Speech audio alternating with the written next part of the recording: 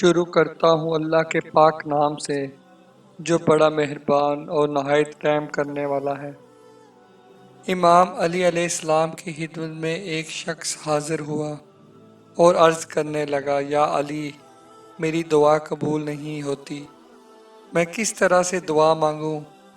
تو امام علی علیہ السلام نے فرمایا، اے بندہ خدا، تم جب بھی دعا مانگو تو اپنی دعا مانگنے سے پہلے کسی دوسرے کے لیے دعا مانگو، اس کے بعد اللہ کے دربار میں اپنی دعا پیش کرو، اللہ وہ دعا قبول کرے گا۔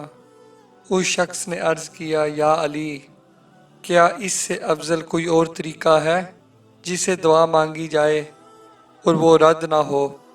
تو امام علی علیہ السلام نے فرمایا، ہاں، اللہ کی سب سے بہترین خلقت اس کا محبوب حضرت محمد مصطفیٰ صلی اللہ علیہ وآلہ وسلم ہیں اور ان کی آل۔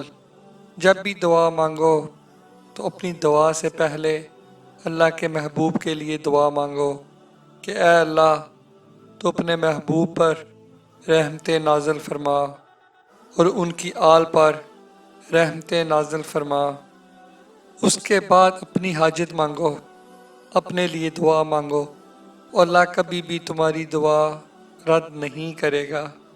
اے بندہ خدا، یاد رکھنا، اللہ کے قانون میں یہ نہیں کہ ایک دعا سنے، وہ قبول کرے اور پھر دوسری دعا چھوڑ دے۔ جب اللہ یہ دیکھے گا کہ یہ میرا بندہ میرے محبوب کے لیے دعا مانگ رہا ہے جو قبول شدہ دعا ہے، تو وہ فوراً قبول کر لے گا۔